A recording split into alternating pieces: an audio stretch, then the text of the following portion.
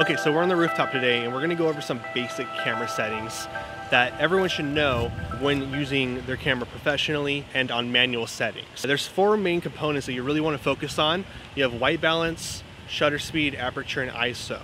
And the best way for me to explain and to help you understand how to set that up is to first set your white balance. It's a very overcast day today, so we want to use the cloudy setting. And second to that, find your aperture.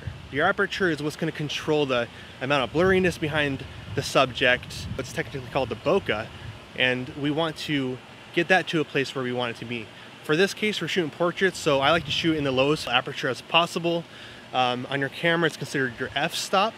The lower f-stop value, the more out of focus the background will be. In this case, my lens, I wish it went a little lower, but the aperture opens up to f4. So I'm gonna set my aperture at f4 first. And so after you set your white balance and you decided on your aperture, like I said, portraits, we're shooting f4. The third thing here is the shutter speed or timing. You want your timing to be preferably over 30 or 40, because if anywhere below, you're gonna see some motion blur, and especially if you're shooting handheld, you're taking more of a risk of that motion blur, and you don't want to even have to deal with that. So shutter speed, keep it above 50 or 60.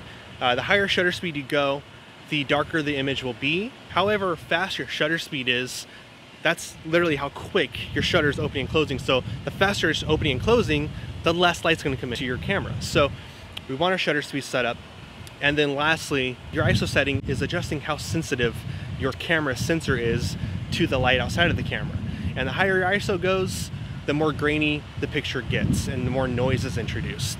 And so we want to adjust that last. For our demonstration here, my white balance is set to cloudy. My aperture is set to f4. My shutter speed is 100, which is actually 1/100th of a second. And my ISO is 800. And so that should be a pretty good setting to actually get some results here.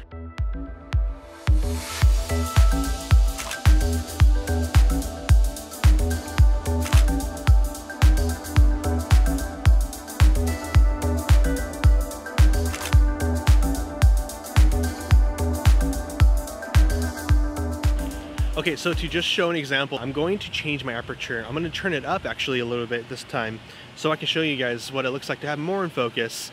And then I'll change my shutter speed and ISO accordingly to that. I'm going to increase my aperture to f9 from f4.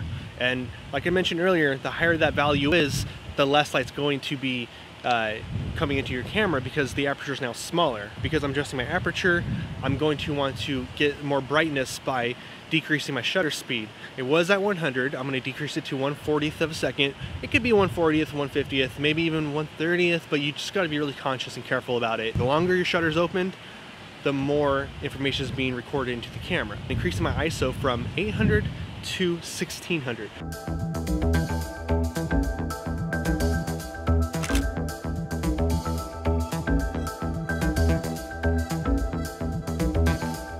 Quick note, the higher your aperture setting is, if it's above f4 for example, the more in focus the background will be and the darker the image will get, because the aperture is actually how wide the camera is opened to let in light that way. So there's three major components that work with light, and it's just about a balance. And so the main point of this whole video is to show the order of which you should set these settings up. So again, focus on your aperture first and let all the other settings follow.